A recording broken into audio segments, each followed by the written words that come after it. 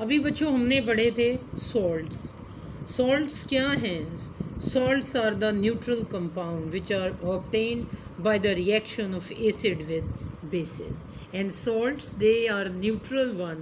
They consist of cations and anions. Now we are going to learn preparations of salts. Salts may be water soluble or insoluble. Salts यानी नमकियात दो इकसाम के होते हैं। एक वो जो पानी में हल हो जाए वो वाटर सॉल्युबल कहलाते हैं, और दूसरे वो जो पानी में हल ना हो। The method use for the preparation of salts are based on their solubility in water.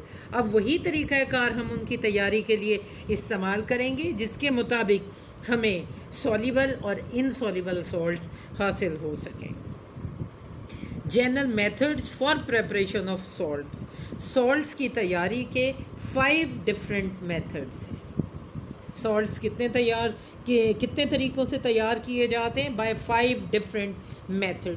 4 methods are used for making of soluble salt, while there is only 1 method for the preparation of insoluble salt. Total कितने methods हैं? 5 methods हैं। और soluble salts की तैयारी के कितने methods हैं? 4 methods हैं which are use for the preparation of soluble salt. और इनसॉल्युबल सॉल्ट्स की तैयारी का सिर्फ एक तरीक़ाकार है। बच्चों बहुत आसान है, बहुत ही आसान है। थोड़ी सी आपकी कंसंट्रेशन रिक्वायर्ड है।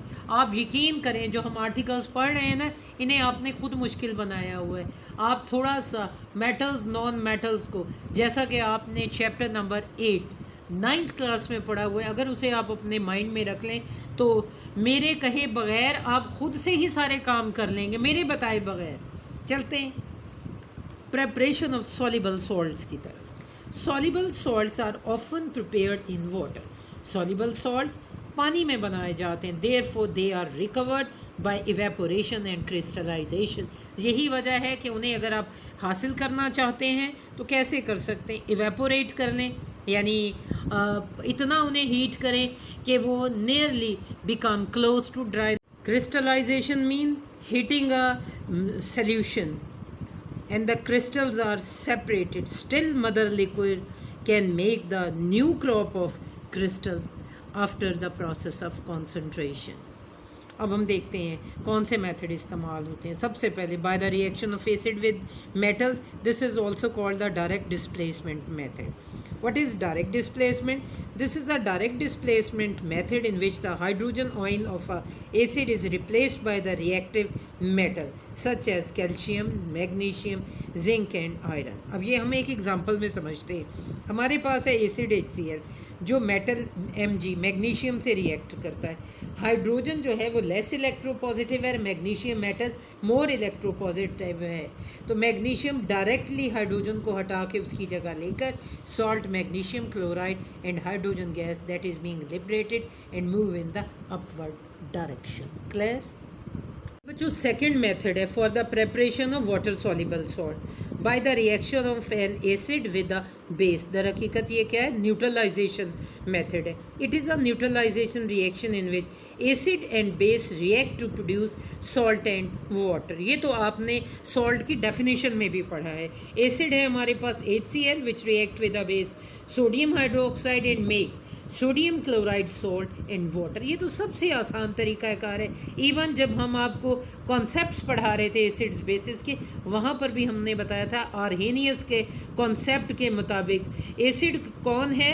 प्रोटॉन डोनर, और बेस कौन है? Hydroxyl ion donor. तो दोनों मिलके क्या बना लेते हैं? यानी आयोनाइजेशन के प्रोसेस में मिलके बनाते हैं वाटर का molecule. Third method by the reaction of an acid and metallic oxide. Mostly the insoluble metallic oxide react with dilute acids to form salt and water. गौर करना, एसिड के साथ या डायरेक्ट मेटल रिएक्ट कर रहा है, या base react कर रहा है, या मेटेलिक ऑक्साइड रिएक्ट कर रहा है। अब तक जो हमने पढ़ा है H2SO4 is a acid which is reacting with copper oxide, metallic oxide है, और हमें प्रोडक्ट क्या मिल गई? Copper sulphate and water. Copper sulphate क्या है? वाटर सॉल्युबल सॉल्ट है। और हम मेथड क्या पढ़े? वाटर सॉल्युबल सॉल्ट्स के मेथड पढ़े। नेक्स्ट है हमारे पास fourth method by the reaction of an acid and carbonate. कौन से कार्बोनेट? Metallic carbonate.